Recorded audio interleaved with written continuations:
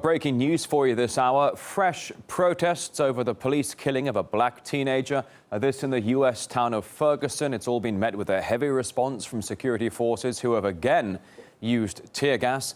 Reports also coming in that several journalists have been arrested. In the meantime, a curfew's been extended into a second night following a week of demonstrations against the police crackdown on these mostly peaceful protests. Well, let's cross over there live right now to RT's Anastasia Churkina, who's going to bring us up to date here. And it's 11 p.m. where you are. Good evening to you. Violence back on the streets again. Can you take us through what's happened?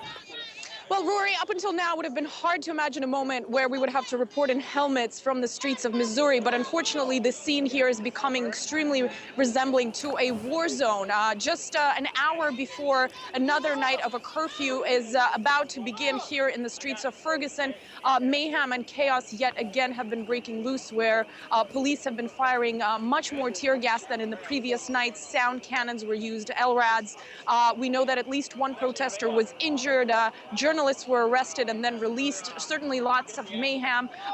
Tear gas was used when some families were still out with children out on the streets. People are questioning why this violence is taking place an hour before the mayhem. If you can see behind me, there's police in heavy military gear, and certainly they have not been hesitating to get quite violent with the protest. Of course, all of this comes after the killing of 18-year-old unarmed Michael Brown by a police officer. Now, it has to be said, just about an hour before right now, we were standing on a street corner between protesters and police were issuing threats to journalists saying, get out of the way, get out of you're in the middle of a crossfire and we will shoot if you don't move. So certainly the situation is quite hectic. Several nights in a row, including today, journalists have been tear gassed and, just extreme mayhem unraveling on the streets. It remains unclear why this continues to be the approach of law enforcement here on the ground, where really all the protesters and locals in Ferguson, Missouri are demanding is justice and accountability